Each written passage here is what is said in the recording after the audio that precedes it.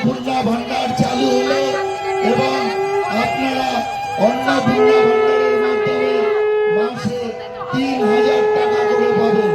সমস্ত পশ্চিমবঙ্গের মা বোনেরা অন্নপূর্ণা ভান্ডারের মাধ্যমে ৩,০০০ টাকা করে পাবেন।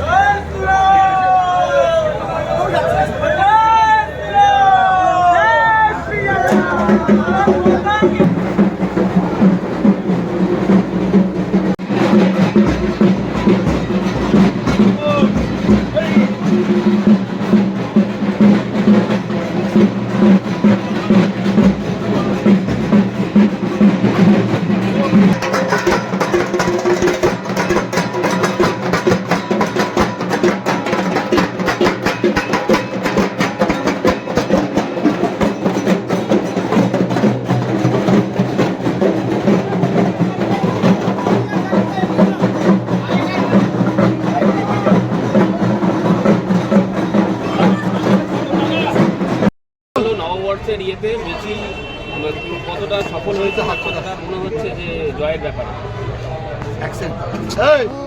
ওইটা নিয়ে তো ভালোবাসা অনেক অনেক ওরম ভাবে ঢুকাচ্ছ কেন এখান দিয়ে? উনি তো সত্যি অনেক ব্যস্ত মানুষ।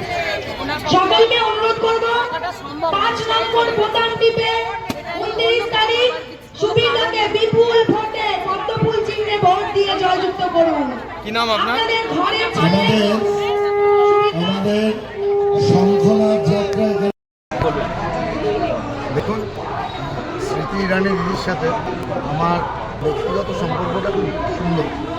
দিদিকে আমি রিকোয়েস্ট করেছিলাম আজকে আমাদের যে অনুষ্ঠান শঙ্খনাথ র্যালি, উদ্দেশ্য হচ্ছে আজকে আপনারা সকলেই জানেন আমাদের যে অন্নপূর্ণা ভাণ্ডারের প্রতিশ্রুতি দেওয়া হয়েছে, সেই অন্নপূর্ণা ভাণ্ডার আজকে তার সূচনা হবে।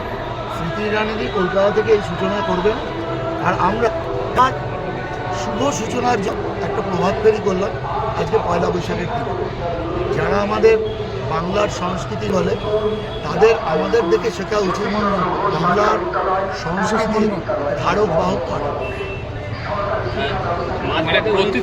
প্রতিশ্রুতির আনুষ্ঠানিক সূচনা। হ্যাঁ, দেখুন, এটা প্রতিশ্রুতি শুধু নয়, এটা আমরা অঙ্গীকারবদ্ধ এটা রূপায়ণ করবার জন্য।